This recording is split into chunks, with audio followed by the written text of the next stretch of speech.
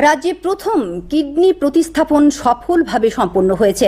আজ সকাল ৯টা থেকে শুরু হয় অপারেশন। দুপুর ২:৩০ নাগাদ অস্ত্রোপচার সম্পন্ন হয়েছে বলে জানিয়েছেন জিবি হাসপাতালের সুপার শঙ্কর চক্রবর্তী। তিনি জানান, মণিপুরের সিজা মেডিকেল কলেজ ও রিসার্চ সেন্টার থেকে ১২ জনের এক চিকিৎসক দল ও জিবি হাসপাতালের বিশেষজ্ঞ চিকিৎসকরা মিলে এই অপারেশন করেছেন। উল্লেখ্য, মণিপুরের সিজা মেডিকেল কলেজ ও রিসার্চ সেন্টারের সাথে চলতি বছরের জানুয়ারি মাসে রাজ্য সরকারের বউ স্বাক্ষর হয়। তিনি জানান, শুভম সূত্রধর নামে ২০ বছরের এই যুবককে কিডনি দান করেছেন তাঁর মাতা মুন্না সাহা সূত্রধর।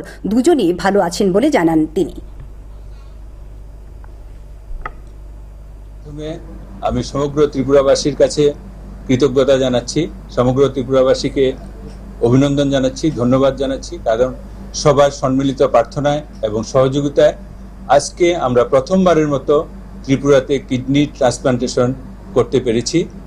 একজন মা মুন্না সাহা সূত্রধর রামনগর ওয়ার্ড নাম্বার 15-র বাসিন্দা, ওনার ছেলে শুভম সূত্রধর ২০ বছর বয়সী ছেলেকে কিডনি দান করে এই কাজটুকু আমাদের হাসপাতালে প্রথম সম্পন্ন করার জন্য ওনারা সহযোগিতা করেছেন, আমাদের প্রতি আস্থা রেখেছেন, বিশ্বাস রেখেছেন। এই জন্য ওনাদেরকেও আমি ধন্যবাদ জানাই। আমাদের যে প্রথম কিডনি ট্রান্সপ্লান্টেশন, সেটা নর্থ ইস্ট জোনের সবচেয়ে অর্গান ট্রান্সপ্লান্টেশনে নামী হসপিটাল, যাদের রেকর্ড অনেক বেশি, সেই হসপিটাল সিজা হসপিটালের সঙ্গে আমাদের একটা মেমোরান্ডাম অফ আন্ডারস্ট্যান্ডিং হয়েছিল কিছুদিন আগে। সেটা মোতাবেক ওনাদের সহযোগিতায় এবং ওনাদের মেন্টরশিপে আজকে এই অপারেশন আমাদের টিম সহ থেকে সাকসেসফুল হয়েছে।